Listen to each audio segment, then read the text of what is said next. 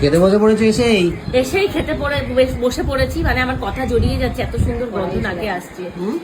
এসেই খেতে বসে পড়েছি, গরম গরম মায়ের হাতের ভাত।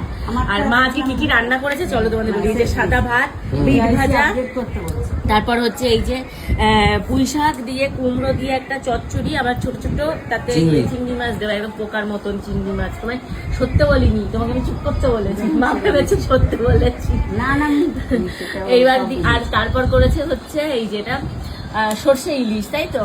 মা সর্ষে ইলিশ করলে একটু পাতলা পাতলা করে এই যে, আর আমরা করলে একটু ঘন করি সর্ষেটা দিয়ে, ভালো লাগে, এটাও ভালো লাগে, মার ভালো লাগে না।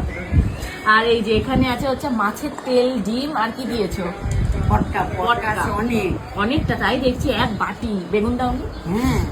বেগুন দিয়ে পেঁয়াজ, ক্যাপসিকাম, কাঁচা লঙ্কা, সবার ক্যাপসিকামও অ্যাড করেছে। আর এই যে পুঁই শাক তো তোমাদের বললাম, আর এই যে হচ্ছে চাটনি, আর কড়াইয়ে টকবক করে ফুটছি হচ্ছে মটন কষা। মটন কষা যেহেতু মাকে বলেই দিয়েছিলাম আমরা ফোন করে যে একদম কড়াই থেকে টকবক করে ফুটন্ত পাতলা পাতলা মটনের ঝোল দিয়ে খাবো। মটন আসার আগে এগুলো আগে কতদিন পর এসে এখন এই মায়ের হাতে রান্না খেতে পারছি। মানে যারা এরকম 10-12 দিন পরে এসে খায় তারাই জানে।